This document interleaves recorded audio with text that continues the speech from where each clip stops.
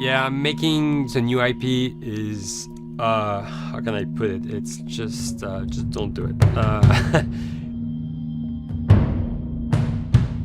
It's insane. I mean, it's a very difficult process. You have more questions than you have answers, especially when you come from like you've been making Uncharted 1 and Uncharted 2, just kind of like now like things are going, you just kind of like good momentum, and then suddenly that momentum like just drops, it stops. It's a very challenging process to create a new IP, and you're gonna fail over and over again, but that's what it takes. New IPs are really hard. They're hard because you don't know what's fun yet. You're building new tech, new AI, establishing new characters, new art, all this. You don't get that controller in your hand for like 6 months to a year. You don't know what it is yet. I remember like ages ago coming on the project and what are the infected gonna do? Like, what are they gonna do? They're gonna behave like this. I'm like, okay, we're like trying to imagine what's gonna happen. Fast forward like 4 months, they don't do that at all because it didn't work, right? It's hard mode, right? Like it's game development on expert. There's a big thing about making a game, right? Which is a game has to be fun. You get your first build where everything's working. You got player mechanics. You can walk around the world. You can shoot. You can melee attack people. You've got the AI in there. They're very intelligent, very difficult, and it's totally not fun because they snuck up behind you and murdered you in a second, and there was no way to figure out what was going on. We're making a game, by the way. Hey, James.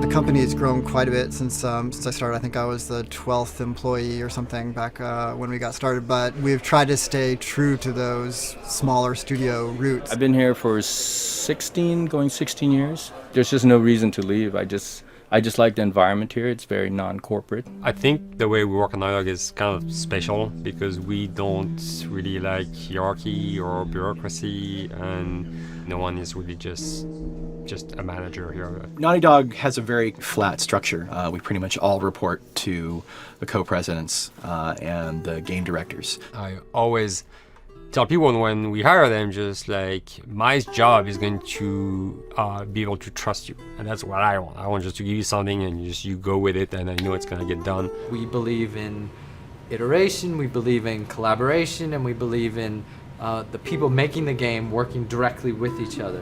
When we have designers and artists, animators all mixed up, anybody that's working on the same tasks, the same characters, the same areas, put them next to each other so they can communicate a lot better. We don't have a lot of meetings because if you need something to get done, you just walk over and you talk, and then you go back to your desk and you finish it up.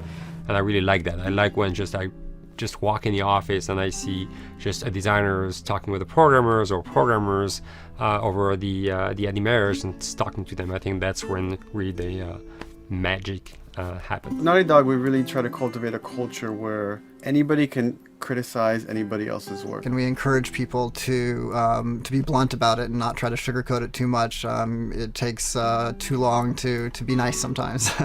It's not personal. It's based on more like how can we make a better game. We want everybody to have a voice. We want to cut out all the bullshit if we can, making sure that people are making decisions not based on ego, but what is going to benefit the game. When you see that people trust your opinion and that they value it, it's such a great feeling. You really feel like you're working as a team on a collaborative effort. We want to sort of remember where we came from and you know why we were successful then, and try to continue that success now. We make games.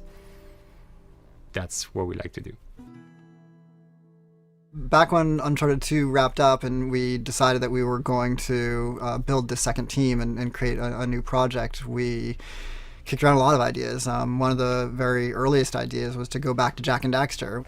It's really near and dear to us. We really love those characters in that universe, and we think that there are some interesting stories still to be told there. We started to realize that it was not going to do justice to the franchise that the fans had fallen in love with. It would be shifting it so far in a new direction that we felt that effort would be more justified in developing a new IP. Neil and Bruce came to Christoph and I and said they wanted to do a post-apocalyptic game. I think the core essence of what they wanted to do, though, was to try to tell a story about two people and how their relationship evolved over the course of the entire game. That potential, oh wow, there is something very special about that game. This is going to be polished. Like, you're not sure if it's gonna work or not, and you have doubts. And like, should we be doing a game like that? Should we be doing a first-person shooter? Whatever. Like, you ask yourselves all those questions. And the creative director and the game director are the core of the team that have to really see eye to eye. That's why you have that balance between like Bruce and Neil's gonna try to push the just the story and the characters, and Bruce is going to try to push that with just the gameplay as well. And so it's kind of like those guys are just trying always to find the right balance between the two. It's a very delicate process. We feel that the interactive medium has an untapped potential to touch the feelings of the player. You have that connectivity, the fact that I'm actually in the world and participating in what's happening on the screen in front of me gives us some sort of advantage to make you feel connected with what's actually happening. At Naughty Dog, that's what we're trying to do, is pair story and gameplay together. If we can make you feel like you're actually with these characters on that journey, and you're invested in those stories and those characters, then you're feeling, in theory, the same thing that they're feeling. As the story evolved and took different shapes and different forms, the thing that was always there was Joel and Ellie. And because of that, everything kind of grew out of that relationship.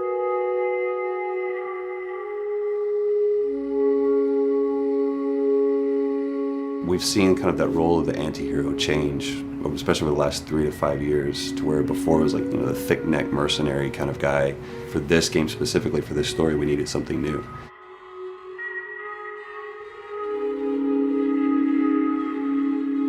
The reason we didn't want to make Ellie Joel's daughter from the get-go is because it wouldn't have anywhere to go. Of course, at that point, he'd be willing to do anything for his daughter because that is what a dad would do for his daughter. If they didn't even know each other at the beginning of the story, then we start from scratch. It's almost like the player has the same relationship to Ellie as Joel does. And we could take our time to build that relationship between these characters. And if we do it right, then the player will be feeling that same growth that Joel does. And we're kind of mirroring that emotional relationship between the two.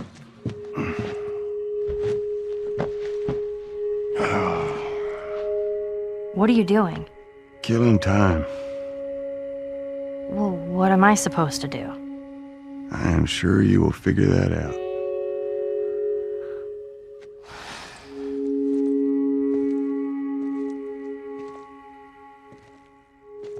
Your watch is broken. It's exciting that Neil wrote something like this, where he's like, I don't want to make the stereotypical characters. I want to make real people in this crazy situation and these forced to make decisions that are really tough. Like, what would we be like in those situations? I mean, we weren't consciously trying to pick male or female for characters. You just try to pick characters and just be honest with who they are. It almost doesn't matter, right? Joel's daughter could have been Joel's son. Ellie could have been a boy, and Joel might have been Tess. You could have swapped those roles, and I think the story would have still worked. The focus on female strength, it's so unique. You get to see what's so powerful about a woman through all of these female characters, which makes this game wonderful and unique. There's a crew of fireflies that'll meet you at the Capitol building. That's not exactly close. You're capable. You hand her off, come back, the weapons are yours. Double what Robert sold me. Speaking of which, where are they? Back in our camp. We're not smuggling shit until I see them. I want Joel to watch over her. Whoa, I don't think that's the I'm not best Ellie. idea. Him. How do you know them? I do think having a strong female character, especially like Ellie, is so rare in video games. And as a gamer, and more specifically a female gamer, it's frustrating to me because I'll see sort of the stereotypical female character where she's amazingly beautiful and huge boobs, and she's there to be either the love interest or just because they're like, well, we need to throw a chick in here. We've seen the strong woman or we've seen the weak woman. We haven't necessarily seen the empowered woman from this kind of standpoint. And there's that beautiful scene where Joel finds her inside the house and she's reading through this girl's journal going, is this really what they used to worry about? What shirt do I wear and what boy am I gonna go out with? You know, and to be met with those first world problems that we deal with every day and go, how trivial is all of this? I think it's gonna resonate a lot, not just with, you know, a female audience, but with a male audience as well.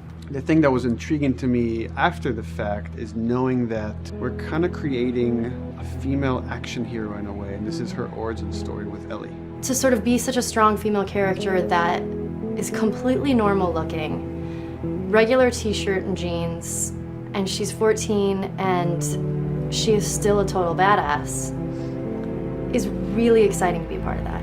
There's so few non-sexualized women in video games, especially in the main role, that we were kind of proud that we were creating one. It's very complex, and without the players knowing it, she becomes the protagonist by the end of the story. And that's why she's in the front of the box, and that's why we've been promoting the two of them together so much. Who's there? It is a dual protagonist game, and yeah, I guess I get nervous to think about it in that way.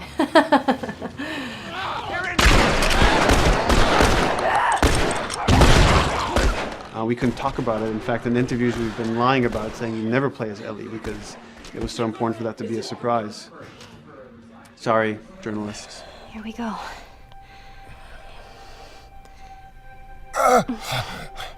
Sorry. Well done. That's it. The tone of the game was set pretty early on that we knew that we wanted to make a really grounded story. We knew that we wanted to make the player feel the sense of tension and dread and go through the same emotional roller coaster that Joel and Ellie were going through. One of the things we kind of struggled with is to say, well, if we want to really ground this world and make it so like realistic, maybe we shouldn't have anything that could be perceived as a monster. Maybe like by just having an infection that just killed people, and it's all about humans and how they deal with this post-apocalyptic society and how different people decide to survive. Maybe that would be enough. And what we realize is because we're making an action game, a lot of the storytelling happens on the joystick. And once we remove the infected, it's like all of a sudden now we can't tell the story through gameplay of what happened to the world. And that's where we kind of went back and kind of brought the infected back in, because it lets you see, once you're fighting them, the threat that people had to deal with, that otherwise would just be very cerebral and people could talk about it, but you couldn't necessarily experience it yourself. In a novel, that might work. In a game for us, specifically an action game, it didn't work. And from there, when we start kicking around those ideas, and we're just like, what would be cool just to play? The early inception for it really came from a BBC video we saw called Planet Earth, where they were talking about a cordyceps fungus.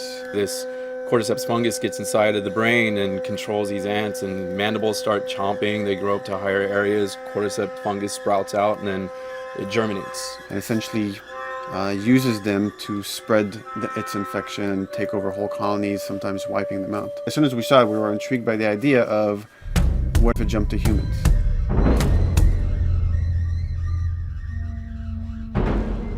So what would happen? How would people react? What would happen to society? As we're trying to develop the look of the infected, we went through so many different iterations, some that looked really alien and subhuman, some that looked just essentially like zombies, and we couldn't find like an original place for them. But one of our artists just did this kind of photo mashup where he took a bunch of images of diseases or images of fungal overgrowth, and he kind of mashed it all together and he threw it on this person. It was a very iterative process, making sure that the fungus felt properly integrated, like it was part of the body, growing out of the body. And not just fungus growing in the head, but it's tearing the face apart, cleft down the middle, it's gaping maw of a mouth with the crooked teeth. And it's in great agony as its humanity and its brain is still somewhat functioning. Maybe you still have some human cognitive ability. Decaying corpse on the ground. This is a living thing that's going to be coming after you in the world. The fungus is always the focal point. So you can see from a distance, oh, this guy's infected. I can tell straight away.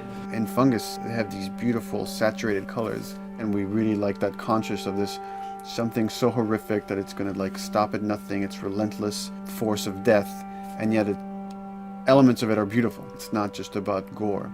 It's not just about everything about it being scary, because to us it's actually scarier when things on it are somewhat benign or somewhat beautiful. It was evident that we were onto something that was quite a bit different and something that we hadn't really seen before, which was eerily human but very disturbing. And it seemed so creepy and so unique that right away we gravitated towards it, and it's like, this is our base infected, everything should kind of come out of this look.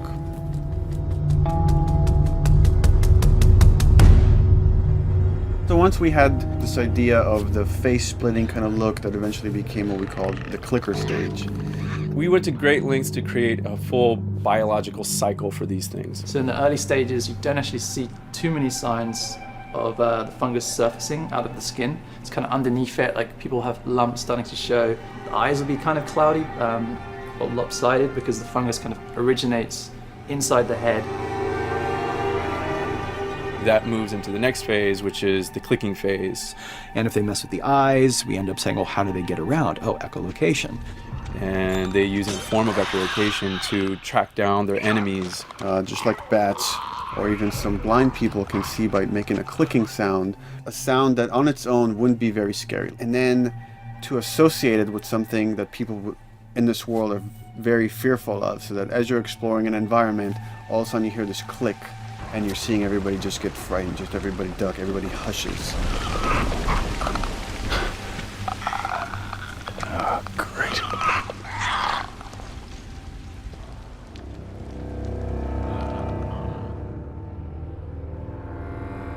The bloater is the most severe of the stages.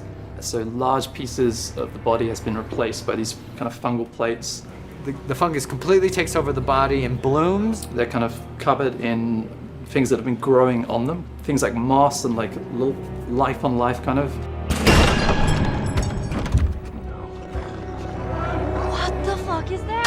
Oh, goddamn bloater! When the infected feels like it's going to die, it finds like a dark corner and it becomes part of the environment. The human elements aren't there anymore. And then the body is gone. They lay down and sprout and then spew spores. And if people can breathe those spores, they become infected as well. It all had to kind of make sense of how each stage flowed from one to the other.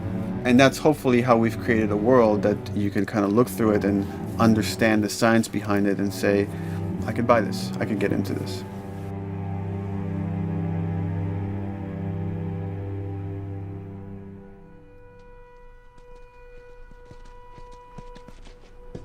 Mandatory evacuation. Evacuate to where? What do you think? Quarantine zone. See, some places got a heads up before the infection showed up. Most didn't. Over the course of Joel and Ellie's journey through this game across America, you find all these different societies, all these different enclaves, and you get to see how do they deal with the infected. Without the manifestation of this infection, you can't have these people making those interesting choices.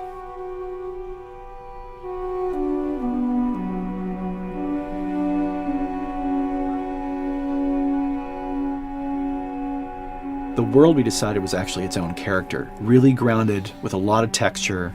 What happens, after 20 years of the fall of man, when no one's taking care of anything? This book called The World Without Us describes in detail how much fighting on a day-to-day basis we have to do to keep nature back. And once you stop doing that, how quickly nature can reclaim that. As they talk about New York, and how every day they pump water out of the subway system. That system breaks down. Within 2 days, a whole city is flooded. And once water gets introduced, then structures collapse pretty quickly. Trees will sprout, and wind will carry those seeds over, and gutters get clogged. And then when it rains, water fills up, and then pretty soon you have vegetation growing over there. And once you have vegetation, concrete breaks pretty easily for when there's a tree and roots breaking through that.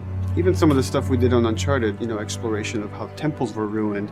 What if you took those ideas and put them in Pittsburgh or Boston? And obviously right when that happened, you can imagine that being pretty terrible to look at. But you think about 20 years later, and with rainwater filling up those sinkholes and then those becoming like little marshes with lily pads in them. We had this wonderful piece of concept art we developed really early on, and there are all of these wild animals that have escaped from a zoo and over the past 20 years have bred, and now they have herds roaming these cities. And that's something that tells you that life goes on and this world is worth saving.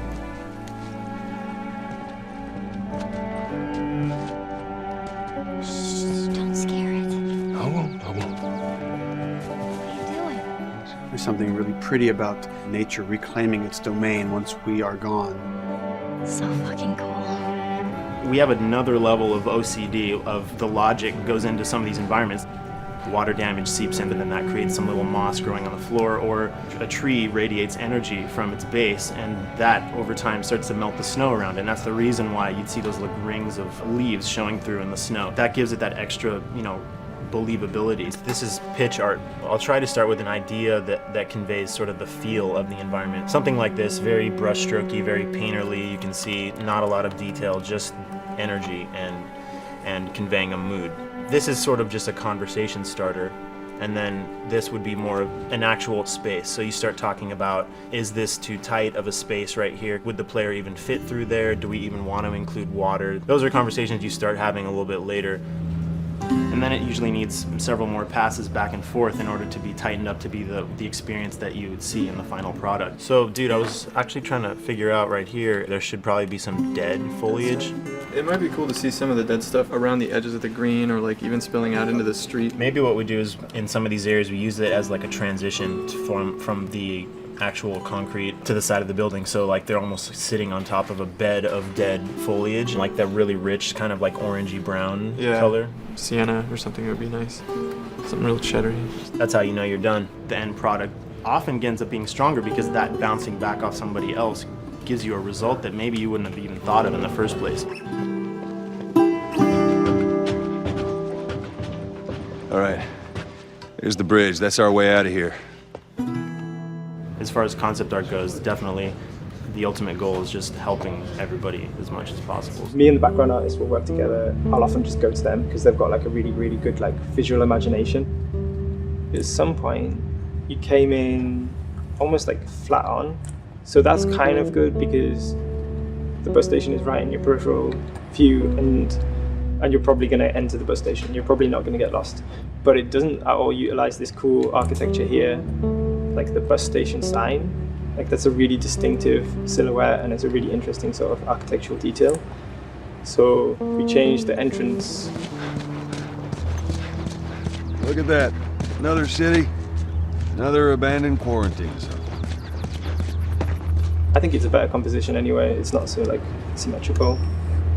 And I think that was done so that this sign read better. If you didn't see the word bus on it, you might not know it's a bus station. So I think that helps. Everything we're doing in the environments is relating back to what you should be feeling in the story or what's happening to these characters.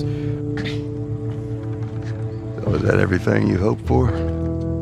Jury's still out. But man, can't deny that view.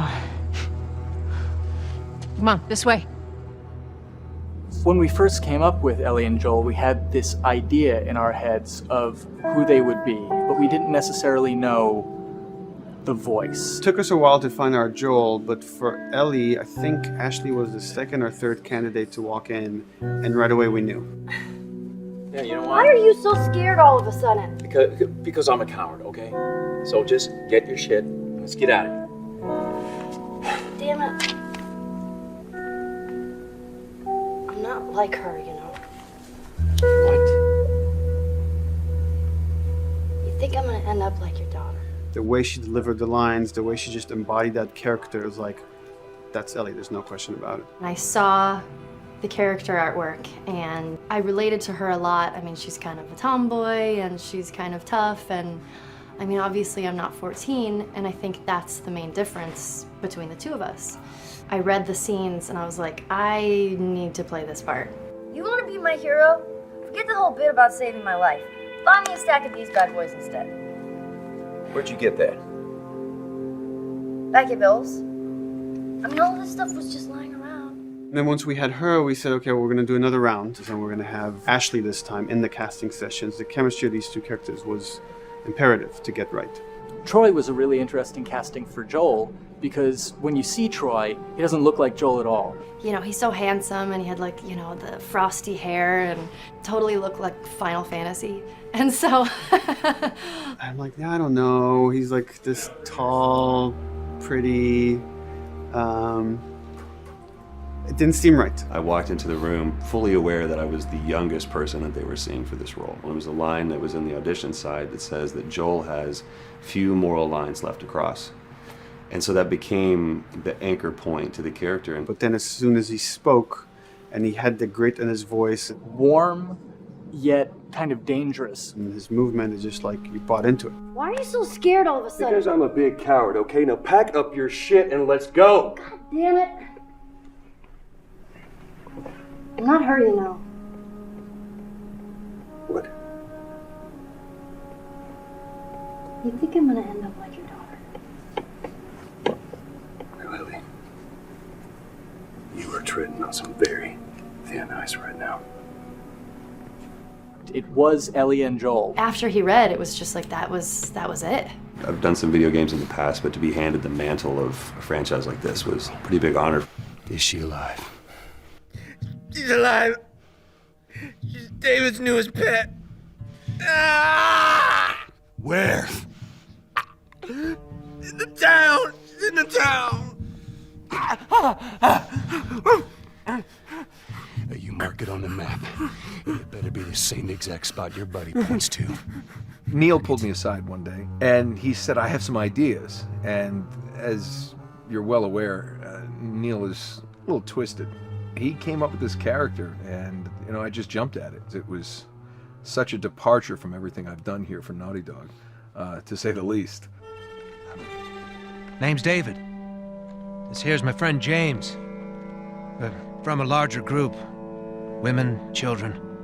They're all very, very hungry. To be able to put on a voice that, hopefully a lot of people won't know, won't notice that it's even me. Because we didn't want it to be Drake. Drake eating people, that's a whole nother game. How did you put it? Tiny pieces. See you tomorrow, Ellie. Certain voices that I can do wouldn't fit the David's artwork, but he showed me the art, and I said maybe it's something like this, where everything's, it's very quiet, and just, he's not really sure, and the voice can break a little. And he just looked and goes, yeah, that's it. So I'd love to tell you we hashed it over and we talked. No, it just, I looked at the picture and I tried something. He said, yeah. A few weeks back, I sent a group of men out a nearby town to look for food. Only a few came back. And turns out that the others had been slaughtered by a crazy man. And get this, he was with a little girl. You see, everything happens for a reason. Claire. Ashley, she brought humor to it. She just has some really great comedic timing. The way she reacts to the things around the world with a little bit of sarcasm, that teen kind of like trying to get a rise out of you. Now watch your step as you're going out, because it's going to be a little... It just brought a certain levity to the story that the story needed. You didn't even realize it needed it until she started doing some of that stuff. Oh, I'm sure your friend will be missing this tonight. Mm-hmm. It's light on the reading, but it's got some interesting photos. Now, Ellie, that ain't for kids. Whoa! How the hell would he even walk around with that thing? Get rid of that. Well, hold your horses. I want to see what all the fuss is about. Oh, why are these all stuck together? I'm just fucking with you. Bye-bye, dude. Throughout the course of shooting over these past couple of years, Ellie and I have kind of morphed into each other, which I know sounds so cheesy. Neil always asks, he's like, well, what would you do in this situation? I think the most important thing that Ashley brought is a sense of capability to Ellie's character that wasn't there in the beginning. The very first thing we shot and attacked, and Joel was supposed to go save her. It was written that Ellie sort of was just kind of watching on the side, just waiting till he was done, and I was a little frustrated because I was like, well, if this were real life, I would do something. We did a couple takes, and at some point she walked up to me and she said, I feel like I'd hit him. So we added in a part, like, right there off the bat, she's not just this damsel in distress. Right there, she wanted to fight back from her very first day of shooting. We didn't have it right initially. She needs to be more capable than initially we thought she would be, and actually that made us go back and rethink combat and rethink a lot of the areas in the game, and now she was going to take a much more active part.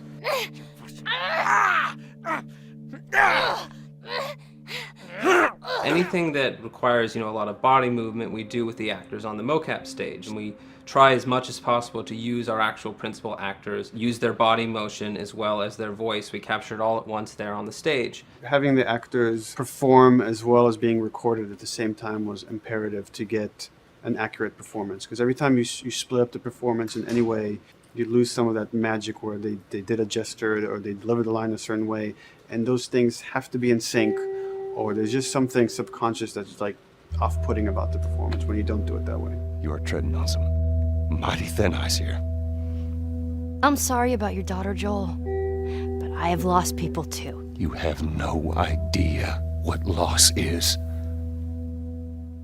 Everyone I have cared for has either died or left me. Everyone fucking except for you. So don't tell me that I would be safer with someone else, because the truth is I would just be more scared. It gives you the most authentic, most realistic performance, because you're actually there, not just making your own choices, but making your own choices based on the other people that are involved in that scene. So you get this truly natural approach to things, and it shows up. It's like theater in the round. You can do anything from any angle, and the smallest, most subtle thing we'll be able to pick up. There's no place to hide. So you have to be as prepared as possible, because you have no idea which moments they're going to use. There are these little improv moments and little nuances that you get that probably isn't scripted, that just comes out of play, while they're performing. That mistake that is just blossomed into a really good idea. Did we improv on The Last of Us? Yes. Yes, we did. Doing this was a whole lot like being 5 playing in the backyard with a stick, and this is my machine gun, and and a pine cone is my hand grenade. It's all your imagination. I'm doing the exact same shit that I did 45 years ago. I just get paid for it now. We square. We're square. And get the fuck out of my town. I don't do a lot of voiceover work, so for me it was nice to be able to work off of your other actors. I can't imagine it working any other way. I'd never done mocap before. I didn't know what to expect. The suits were crazy. Yeah, the suit gave me wedgies. Like, deep wedgies that I had to pick out with my middle finger. Too much information. Just how damn sexy I look in a motion capture suit. I look like 10-pound of sausage in a 5-pound casing in that thing, man. Once you get past the fact that like everybody else and you look like weird clown people with these little dots and stuff, once you like give over to that, it really was pretty easy to make it just feel like you're in the moment and in the scene. So everyone that was on this is a slam dunk. This isn't just another gig to them. And that creates a really cool energy for people to really start experimenting and playing jazz. Floor is yours. And action.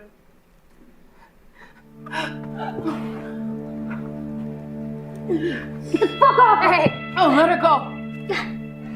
Don't worry, this is fixable. But I can't come with you. Well, then I'm staying. Ellie, I want Joel to watch over. Oh, no. Bullshit, I am not Ellie. going with him. I could just take her to the North Tunnel and wait for me there. Jesus Christ. Just cargo, Joel. How do you know them?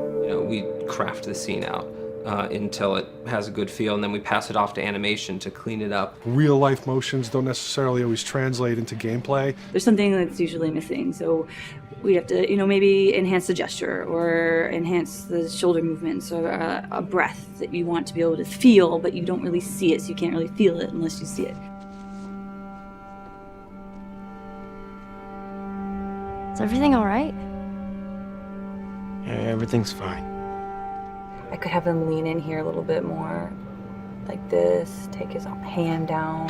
When they're on stage, they don't necessarily have windows, so that weight of like really pushing and leaning in, it's something that we would have to accentuate. Give him a little bit more weight on that turn, or put his head down a little bit more. There's a lot of dialogue that gets said between the two characters. We have to bring that alive through animation, and we have what we're using as gestures. Why would they mow down all these people? Can't let everyone in. If you turned off the sound, you'd know that they were talking to each other. And that really helps accentuate the relationship that the two have together. We have certain animations that play in the beginning of the game on Ellie. She's traveling with Joel, who she doesn't really know. There's a lot of gestures to make her look nervous, just her overall stance. Later on in the game, they develop a relationship through the animation, not just the dialogue. You can see that she's more comfortable around him. If that reads well with the player, then, we're doing our job.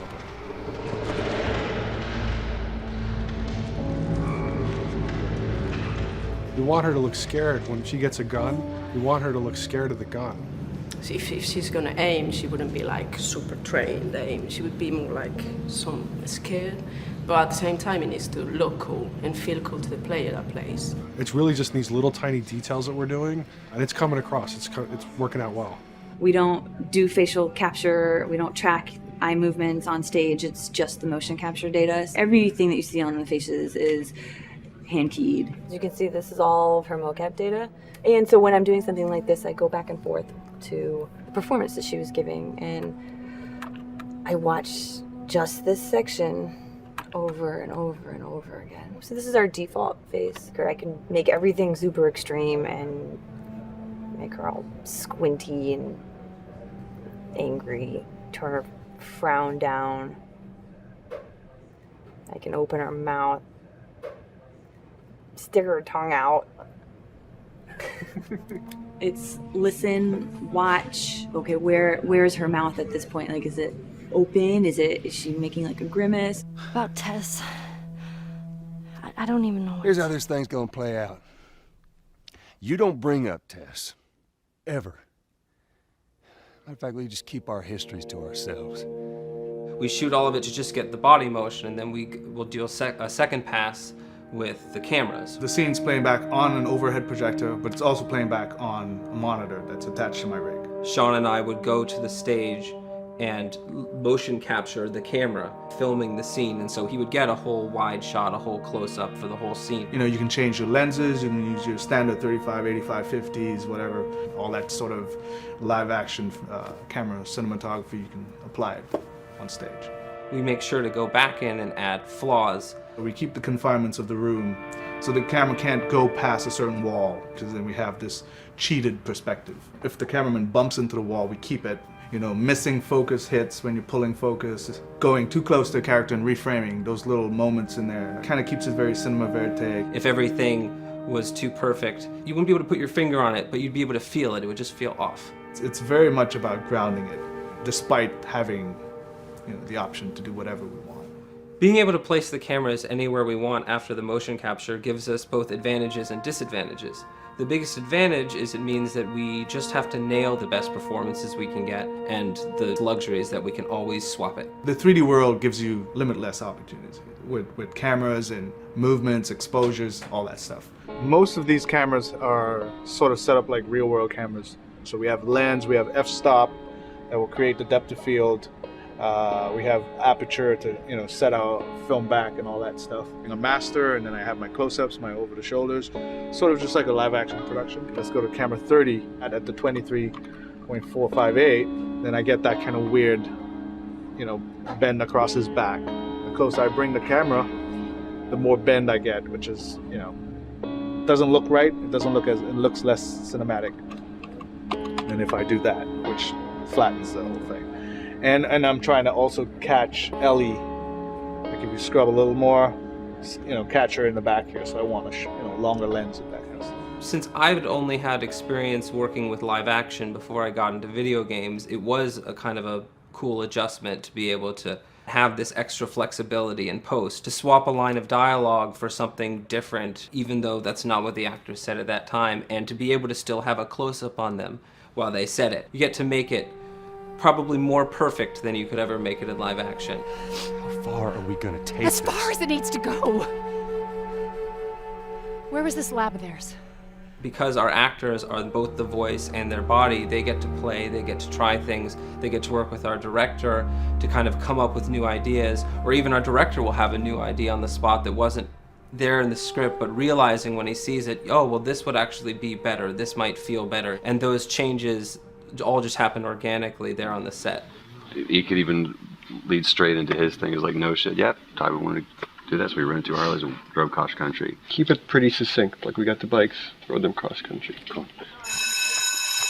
It's shocking to me that this is Neil's first time directing. There was a specific tone and a specific approach that Neil and Bruce wanted to take with this. It just came down to there's nobody who knows the story better than you, and then there's nobody that knows these characters better than you. Why don't you just do this? He and I actually had a conversation about it. He says, I think I'm going to try this myself, and I'm not sure.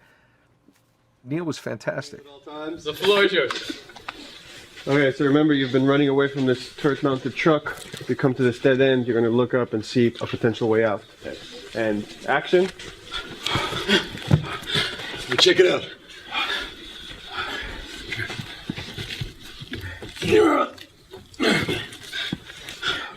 I mean, his writing is honest, and it's dangerous, and it's natural. And I love his economy of words. He doesn't hit everything on the nose, so it leaves it open for you to interpret and bring some nuances and things like that. The entire process is collaborative, but really it's led by Neil's willingness to change and flow and decide something doesn't work, fix it right there in the moment. And it is something that's very foreign to the way that TV and film is done now, where everything has been micromanaged by the time you get it to the table read, and no one wants you to change anything, and everything's very precious and has been rewritten with notes from 20 people in suits, and you can't do that just anywhere in entertainment these days. Yeah, I want to make sure. I think I swung too far over to this way, and now it's a little bit of making jokes about it, and we need to bring it back to center a little bit. There's one scene in the game where we see Joel not as a ruthless survivor, but as a father. I knew from the very beginning that he was going to lose his daughter, and I just told Neil, I was like, when that day comes for us to shoot that, I need a heads up. About a week before, he said, it's time, we're going to do that scene. I was like, okay, because I knew that I was going to have to go to this place that you don't really want to go to as an actor. You want to find some aspect of reality that you can empathetically draw from, Troy and I were both kind of just like walking around for a while and just kind of getting into the zone, and well, my grandpa died when I was 8.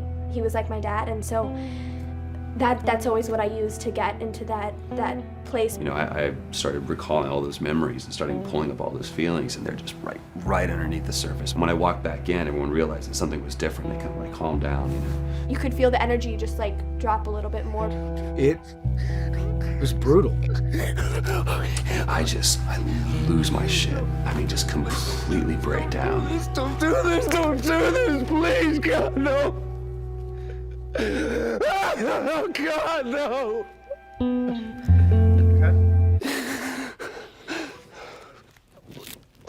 The soundstage was deathly still. It was the first take, and I felt really good about it. And it's like Neil said, okay, let's do it again.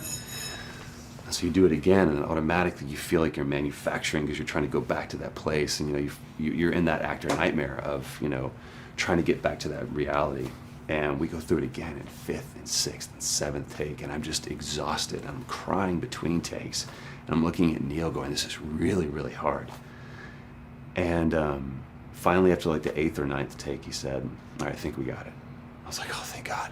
And I went outside, and I was just jacked up for the rest of the day. Just I mean, a wreck emotionally. But we got it. Then 2 weeks later, he calls me. And he says, so we need to reshoot a scene. I'm like, cool, what scene are we doing? And he just looks at me. I said, dude, don't do this to me. And you can either at that moment throw your hands up in the air and say, fuck this, and walk away. Or you can say, okay, this is an opportunity to get it more right. I'm like, okay, all right. You don't think you got it? You got it. We've got it in the can. And so we go through it again, and it just feels fake, feels artificial. And Neil goes, go through it again. We start doing it again. And I'm getting madder and madder with each take. And finally, about the fourth take, Neil comes over to me, and I love him so much. He goes, so I'm picking up on some resistance. I was like, you're damn right you're picking up on some resistance. We've got this in the can already, and we're just wasting our time, and we're wasting all this effort and energy. And then he started talking me through the scene. And he was like, what I need you to do is I need you to just strip yourself of all these ideas, and I need you to hit this beat, and this beat, and this beat, and this beat, which just makes it sound so mechanical, and it's such an emotional scene. So we start going through it, and literally I am mindlessly doing these things at this point. Okay? I know it hurts, baby. I know. So I'm gonna lift you up. I'm gonna lift you up. I'm gonna get you over here. Come on, baby. Come on, work with me, please. God, baby. Sarah. Sarah! Don't do this to me, baby. Don't do this to me, baby. Come on. Don't. And he stops, he goes, now we got it. And I realized that the reason why I wanted that first take to work was because I wanted everyone to look at me and go, wow, what an actor. And that's not what the scene needed. Those moments where you just have to sort of calm your ego down and just go back and do your work. That scene actually works, not because of me, but in spite of me. And that really is the marker and definition of working with a truly good director. There are many like it, but this one is yours. Why don't you have a seat?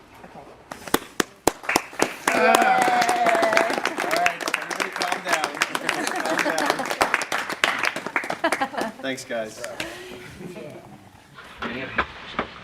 The director's chair. Working on the project, we knew we wanted to have a pretty minimalist soundtrack. And we had a folder where we just throw music in there. Looked at the folder one day and we saw, we have a lot of stuff here from Gustavo Santaolalla. We're looking for a composer. What if we reached out to him? Oh, no. Sarah. Move your hands, baby. I know, baby, I know.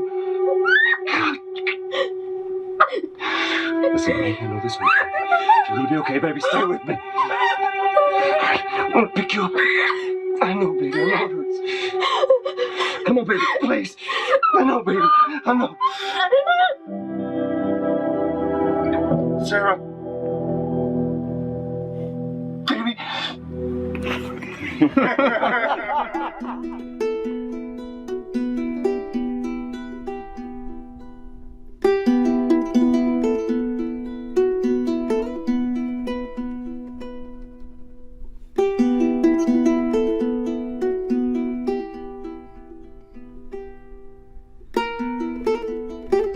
My life has been and still is kind of like a road movie. I grew up in Argentina. I came to the United States in 1978 because we had a horrible political situation in Argentina. We had a military dictatorship where 30,000 people disappeared at the hands of the government and many other more were tortured, and I was blacklisted. It was just impossible for me to keep on living there. I've been in jailed many times since I was probably 15 years old just because I had long hair and I play an electric guitar. So I had to embark on this trip.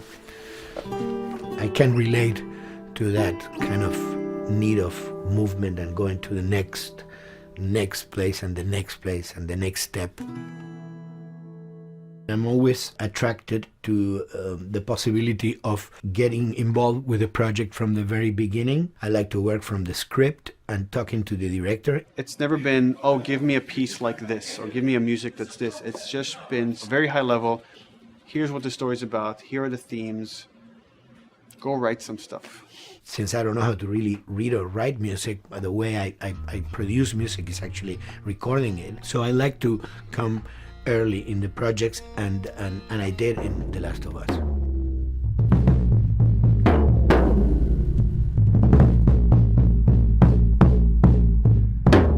One thing that was fantastic from the very, very beginning was the freedom I had to try and to do whatever I felt could work, you know?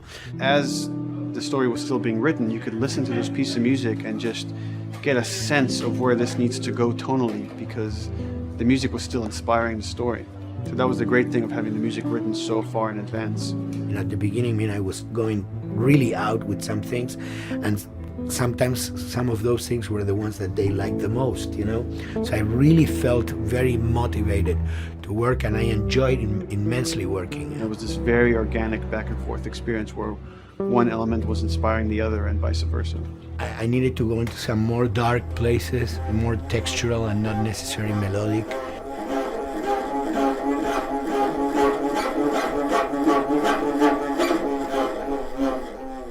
I'm always trying to sort of push myself into playing instruments that I don't know how to play. There's an element of danger and innocence. Lennon once said, you know, give me a tuba and I will be able to do something. I'm an artist. I should be able to do something. I like to put myself in that situation.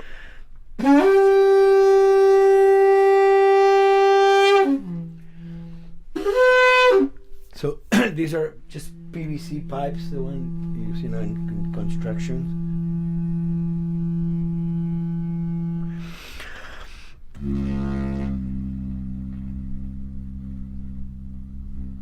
Or instruments that I know, kind of twist them. From the concept of the prepared piano, you know, I mean, I've worked with prepared guitar to stick things into the guitar and things like that. And also in The Last of Us in particular, I work with a detuned guitar. So I really tune the guitar extremely low. And the result is, you know, strings that are very loose and will produce not only sound, but produce noise.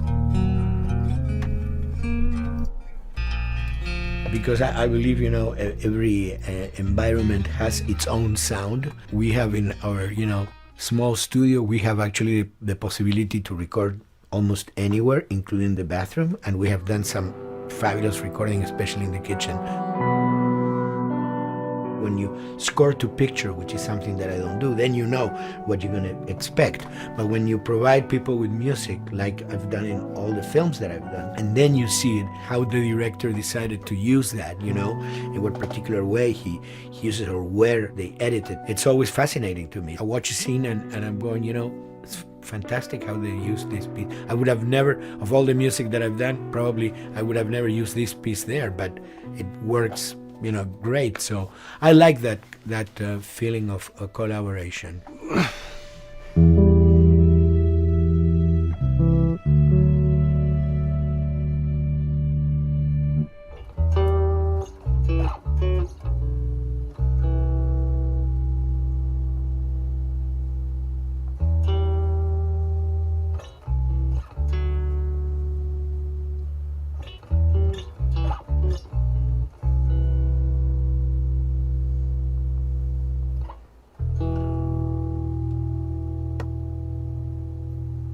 I think, you know, the guys also that work in programming and adapting that music to the game, they should share a lot of the credit for the end result. In the beginning, there was silence.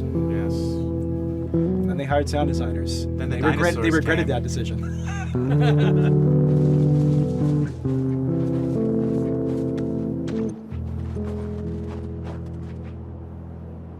Hold it steady. Ha! Got you! In a much quieter environment like that, we really had to fill out the soundscape with much more natural sounds, much more detailed, delicate sounds. The tension comes from the lack of sound, in a way. Your brain is thrown off because where I expect to hear buses and crowds, all of a sudden I hear wind and leaves rustling. Again, it's creepy and beautiful at the same time because it's almost like I'm going on a hike, but I'm in a downtown area.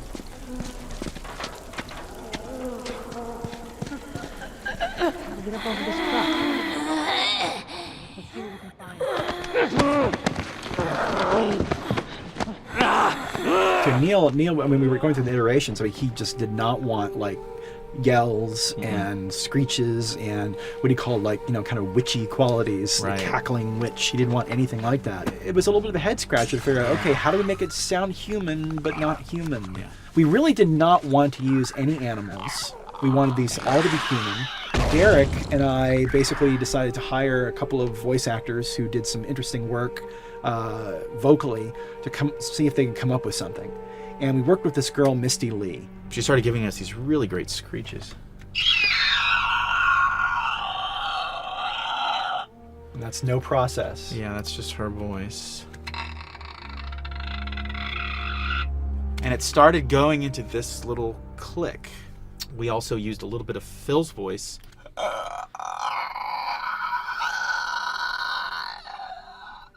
We'd combine that also with an occasional Derek. That's just me, moving my tongue. And what that kind of did was it sort of grounded it all, like maybe in the mouth area, the wetness, all that kind of stuff. And it adds a nice texture, actually. This is a composite of all the bits I just told you about.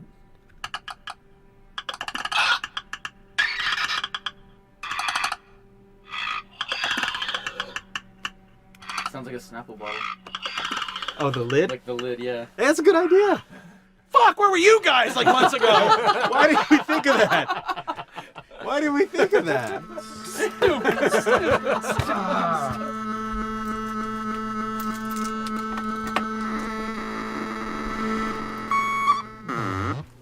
Viewers at home, you're probably wondering what this is. Let me tell you. About 10 years ago, I saw this Synthy A suitcase synth. I wanted to get one. This finally arrived in January, just in time to start using. I thought, well, what can I do with this?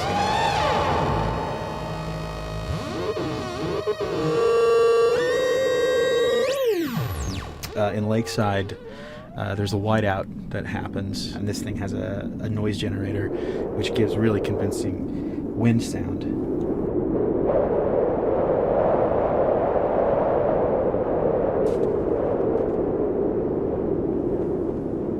The military still has technology. There's sirens and alarms, so I wanted to try some new concepts.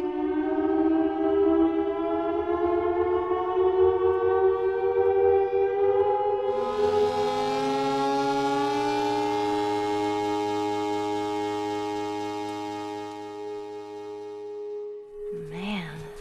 What? Nothing, it's just... I've never seen anything like this, that's all. You mean the woods? Yeah. Never walked through the woods. It's kind of cool.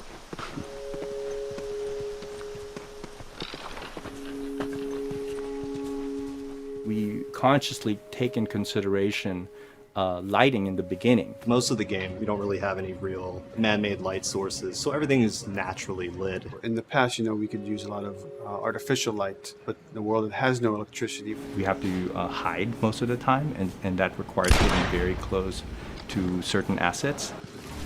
Just stay back.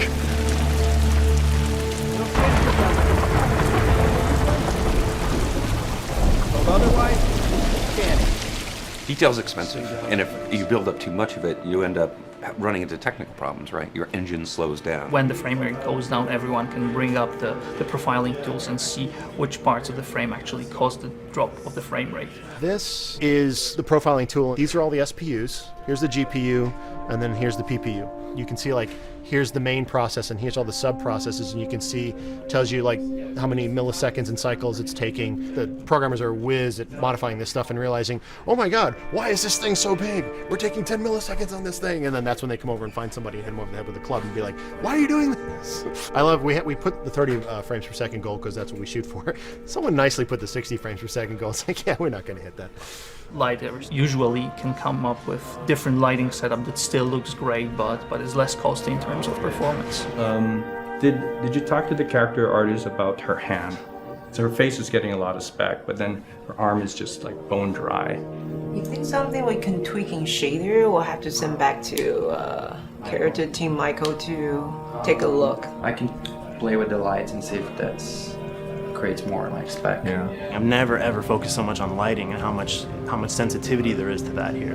One of the first lighting scenarios I had to do was like 7 a.m., like overcast. I'd like wake up early and like take photos with my phone. What color are the shadows, what color is the light? It is a master's course unto itself of how to deal with ambient lighting because I've never had to use it so much. Man, this is kind of sad. What is? All this music that's just sitting here. No one's around to listen to it. I don't know, it doesn't seem right. All the characters cast soft shadows onto the environment, or no direct light sources. We still have nice fuzzy shadows. When you're walking down the hallway and you see your soft shadow goes along with you projecting on the wall on the environment, that make everything look real.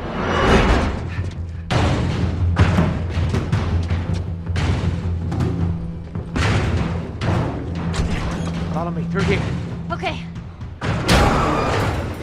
The flashlight brought a whole new spin on it. So some of the environments end up being really, really dark, and you need the flashlight to get around. Give me a hand.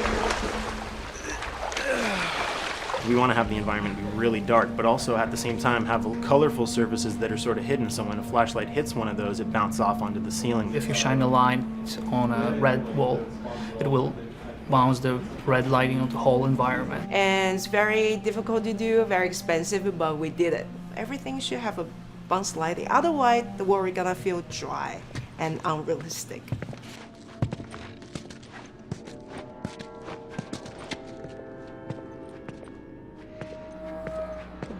I guess this is where the assholes sleep. I mean, slept. This engine is really driven in a way towards a very high level of cinematic control over each frame. And hopefully, if we achieve our goal, you'll see it is beautiful. There are these truly beautiful moments amid all this chaos and destruction. Yeah, once we're done with this whole thing, I can teach you how to play guitar. What do you say, huh? Ellie, come on.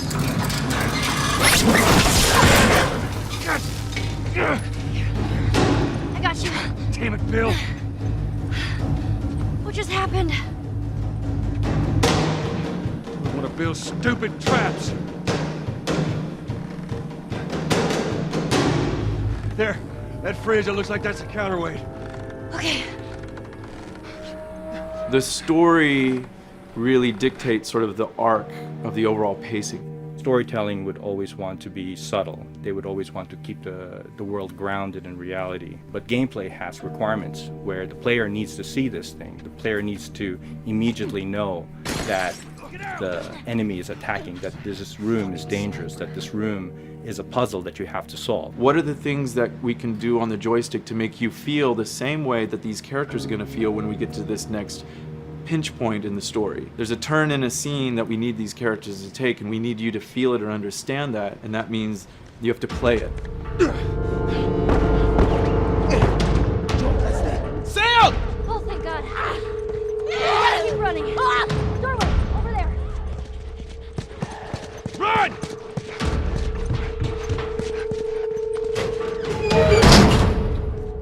We really want to make sure that there's that contrast between the negative space and then the high tension spikes.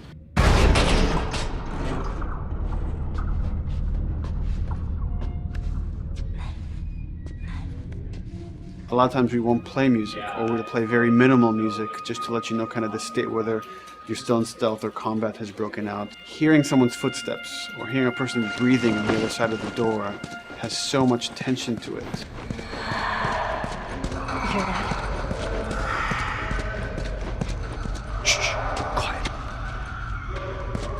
You feel the tension of the world, make you question whether you want to engage with these guys or kind of try to stealth around them. That's another reason why we don't have traditional cover in the game. You smoothly move around everything, contextualizing with the environment, but you're never locked down.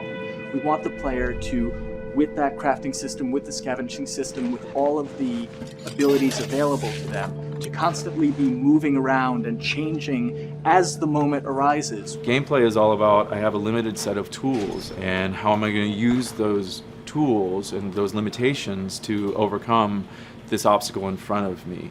And that obstacle might be infected, might be another class of humans that wants to kill me for a bottle of alcohol in my shoes.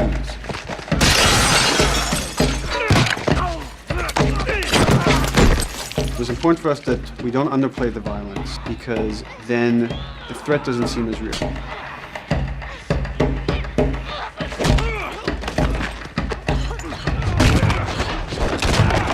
We see video games as this incredible medium to tell stories. We want to treat it as equals to books or comics or TV or movies. This is subject matter that would not be considered out of the ordinary to tell in one of those other forms of entertainment. Fucking hunters. See, this could have been us. We wanted you to buy just the desperation of these people and why they're behaving this way, because it's so brutal. And at the same time, we didn't want to make it so over the top, stylizing it, so then it doesn't become as real. It was important for us actually to hit that middle ground where it's kind of disturbing. That glint that's happening on that curvature, it'd be good if there was a way that we can guarantee that from this angle, we're seeing it. It seems but really it's flat. overall too bright and opaque. Yeah, looks like paint. Yeah, see, the blood on the ground works really well. It's something about the other shader is messed up in this environment. We got to fix that to unify the look. Shouldn't make you giggle or laugh or any of that. You should be kind of appalled by what you have to do, but you understand why you're doing it.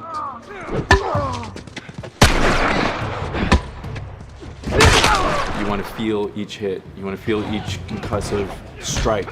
Lives are at stake. You want a death animation to have impactful performance, not just have a guy keel over in a ragdoll. In real life, a guy hitting a guy takes a half a second, but in the game world, you want that to be as instantaneous as possible. I live my whole life in this very ugly test level. I basically just fight dudes in here all the time. Almost every move is divided between like an intro and a swing. And one of the many things I have to end up doing is like counting frames and being like, okay, on frame 18, I want you to get out of here. I want you to be able to start moving. Every hit reaction that an NPC plays, they are not necessarily in the correct pose. When you strike them the next time, we just pop them with a 0 frame animation change, which is usually kind of a no-no, you know what I mean? Normally you want characters to blend smoothly and realistically into animations.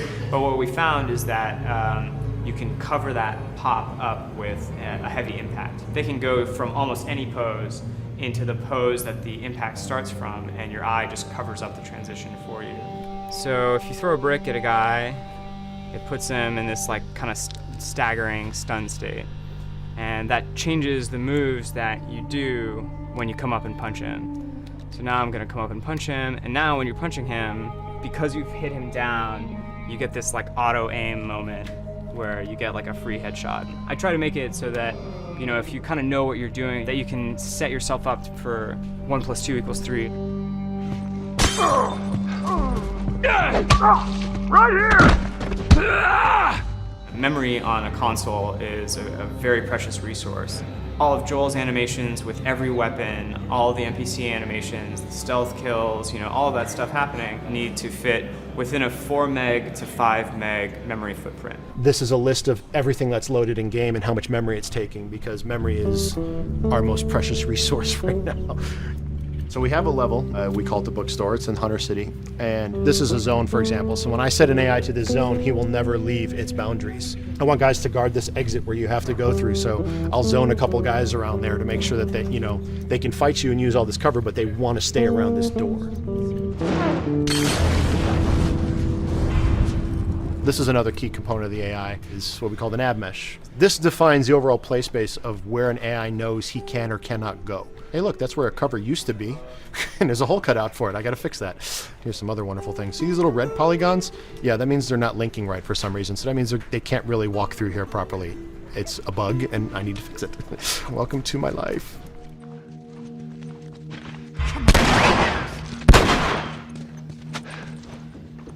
Hey!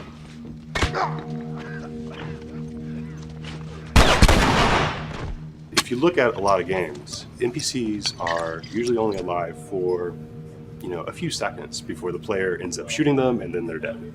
We want our guys to be much more dangerous and much more threatening, which means they have to be alive for longer. They need to exist in the world for longer, which means you as the player can witness them acting out their behaviors for longer.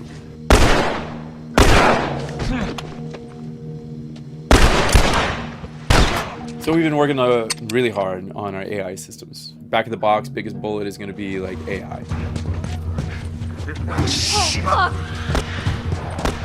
So we tried a number of different prototypes with the buddies, including having Ellie be super independent of you. She would try to flank the enemies, get behind them, or get between you and them. And a lot of times those decisions should surprise you, just like a real person, a real character would surprise you. And we discovered after many different prototypes, the best thing for her to do generally is to stay very near you. You need the exploration, you need the scavenging, you need something to say like, okay, if we just crank it to 11 the whole time, then it's pinned up there and there's no time to breathe, no time to assess or analyze, and no time to really contrast. There's no way of shifting the pacing.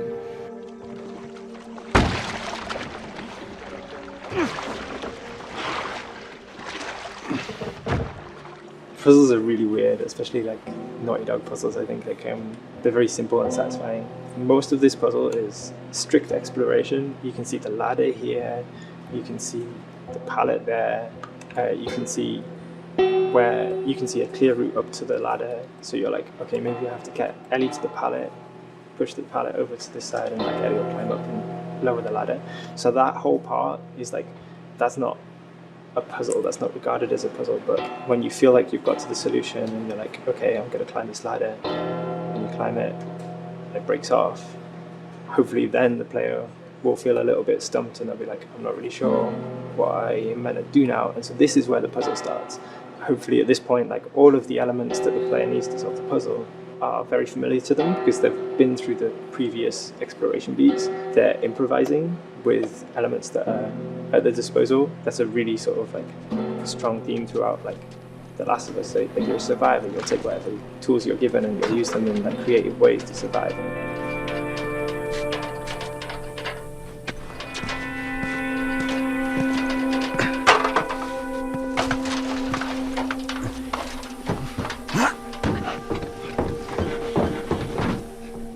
We set out to create something kind of new to Naughty Dog, this crafting system. Our lead designer, Jacob Minkoff, he got this book of like the survivalist handbook and homemade munitions and all sorts of funny stuff. Just start reading about, okay, if I was just wandering around in a collapsed society, this world, what stuff that seems like I could find? Alcohol and sugar, you know, if you want to make a smoke bomb. It's difficult to balance the right amount of resources against what you think the player's going to need and making sure that the player feels like they're getting just enough to survive, but not too much that they feel like they're a powerhouse.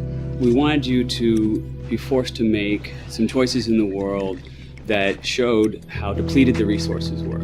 So if there's a particular point in the story where the characters are having a particularly difficult time surviving, then we want you as the player to be finding fewer items, farther apart, harder to survive. We will item starve you at the same time that those characters are feeling starved and worn out. Then you expose something to them. Oh, here's a cache, and if I can just get into that cache. Oh, look, there's a wealth of things in here. God, I was so worried. My health was low. If I had run into a combat, because it's always that thing in your head, it's that Hitchcockian thing about the danger that you see is less meaningful than the danger that's in your head.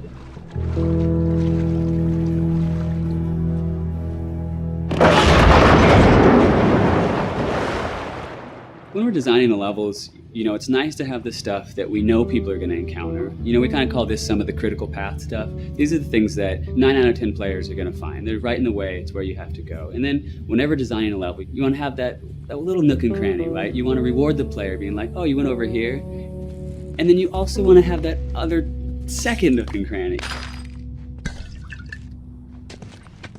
The player is supposed to go place a ladder here and climb up through the rest of the hotel.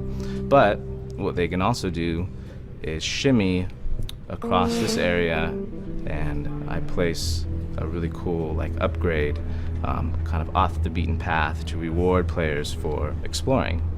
So if they come all the way over here, they're going to get this really cool training manual It's a funny little bit of trivia. The HUD system, not the menus, not like when you hit start and stuff, but the actual HUD system where you see the reticles and stuff, was literally created for an E3 demo early in Uncharted 1, and that's been our HUD system, the foundation of our HUD system for the last 4 games. First time in Naughty Dog's history, we hired Alex. She's awesome, and she's got a really good understanding of UI and how it applies to games. The thing that I hate about any game's UI is when it pulls you out of the game for too long. No one wants to spend time in menus. Nobody loves UI, if we're being honest. Like, weapon slotting has probably gone through more iterations than any other system. The stuff that we finally ended up implementing, you press select, you get into this menu, then you D-pad the slots, and then D-pad up and down will change the weapon, and then just, you don't have to press X or anything, you just select out of it. When you're still, like Joel is here, that's fine, but then as soon as you get into an actual situation, so I'm gonna go over here and cause some trouble. Okay, so here they come, oh god. All right, so now I'm out of ammo. Now I need to like get back in that menu. I have to like run away from them, get into the menu, get out of it. And it ends up feeling like super clunky. Like again, okay, I'm out of ammo again. Get out of here. I need to take out one of my other long guns. And now Bill's in trouble. Bill's in trouble over here. And I've got to like I'm in a menu now and it's like, oh shit, whoever designed this UI is so bad. Like what were they thinking? Bill's gonna die. In theory, it worked, but then in practice, it felt a little clunky. We wanted it to be the absolute minimum amount of button presses. You don't say to yourself, oh, I'm never going to be able to do this in time, so I'm just going to give up. I'll die, I'll restart, let me try again. You want to always make the player feel that there is a way to survive. They can just do this fast enough. And like what's gonna go in now, if you just left, right, D-pad through this stuff, you swap out your guns, like between long gun and short gun. If you're now on this gun and you were to hold X to pick your gun. So it all happens within the same system that you're using to slot the weapons. The first iteration that I did on that was awful. It just took way too long to get in. It was just a mess. QA was so upset at me like all the time. I'm sure they hate me now because of that system.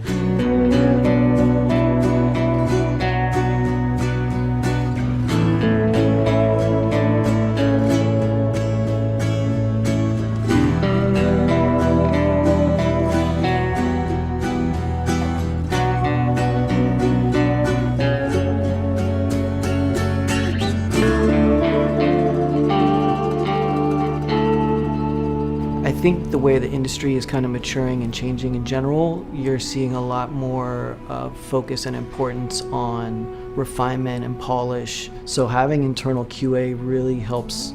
The industry is kind of changing from QA being this like tighten up the graphics on level 3 bro kind of vibe to like really being a more technical, mental investigative job. On the publisher side, it's more reactive towards the code being delivered in a stable, controlled environment. Whereas on the developer side, especially at Naughty Dog, we are going beneath the art and the design. We're given enough weight where we can go up to somebody and be like, look, you have to fix this. Why? Come over, I'll show you. That kind of feedback, I would love to be able to say like, that was us, but it gets so diffused throughout the iteration process that you're just kind of like adding your I guess like genes into the gene pool and then just seeing what happens, you know what I mean?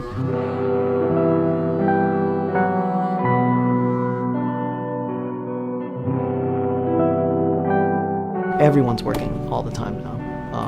But like I tell people, like 7 weeks and then you can have tons of time off, enjoy the sun, you know? But for now, it's like, this is it for everybody.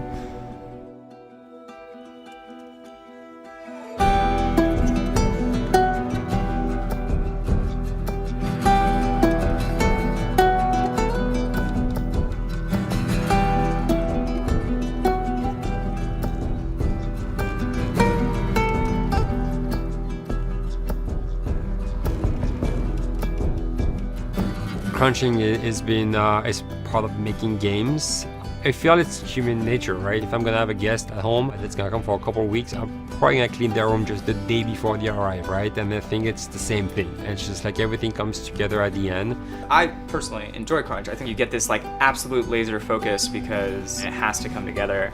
There's a camaraderie that also comes There's a together. camaraderie, totally, yeah. The vibe is everywhere, you know what I mean? Everyone's kind of like giving it 150% at this point. We're getting there, right? You start to get these glimmers, and I don't think anyone who doesn't make games realizes how late in the process you get those glimmers. 1 week before we shipped that press demo, we're all like, this kind of sucks. What's going on here? It's like, we need to dig down and find this. And in 1 week, the fun came together. Like you're shooting at a guy and then somebody flanks you and you hit him and you avoid the other guy who's shooting you and then you flank and go behind cover and you're like, oh, that 5 seconds in that 15-hour game was really, really fun.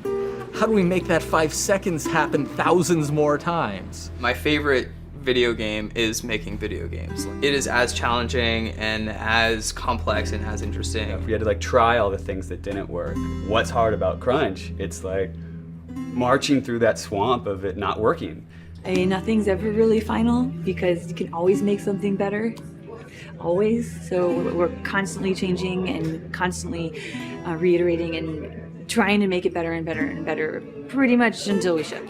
As an artist, you're never really happy with your work. You could be given 100 years to work on something, you'll still find things to nitpick and things to fix. Yeah, you can work on the game for 10 years and you'll still be crunching at the end. So it's like, okay. All of a sudden, it's like getting ready one morning in the shower, and I was just like, oh yeah, I'm about to ship another title, and this is going to be a really good title, and it gets you excited, and you're like, all right. Do I think the game's gonna be good? Yeah, it's gonna be awesome. I think it was good a little while ago, and now we're gonna make it extra kind of good. amazing. Yeah. What it will take to get there in these next 5 weeks is gonna be a lot. I'm excited. I have faith. Every time we're shipping a game, it's terrifying. You just hope for the best. You don't know, right? I mean, people have different opinions. We have to go with our guts, and I trust the team just to pull it off. This, hands down, is the hardest, most challenging thing I've ever done. We sweat a lot, and we worked a lot, and we all went home tired, you know? But I think that's you're gonna see that on the screen. I think that's gonna pay off. Ellie. Ellie. What? The ladder. Come on. Right. After David, Ellie's visibly distant. You could have done a cutscene to show, hey, you're being very distant, and she's not responding, but to also do that in gameplay to where it's something that you've done just countless times throughout the game with, let me boost you up here, get the ladder, bring it down so we can do this systemic thing, and the character responds with that, and you have to actually go over to her and go, hey, come on, the ladder, we've done this, let's do this. It's a subtle choice. Like Bruce and I talked from the beginning, is we have these mechanics, how can we exploit them in a narrative sense? And that's one of those opportunities. I just think it's incredible that happens in-game. It's not a cinematic, it's something that adds weight to that controller when they're playing. Wow, so good! Let's go eat. Let's go eat.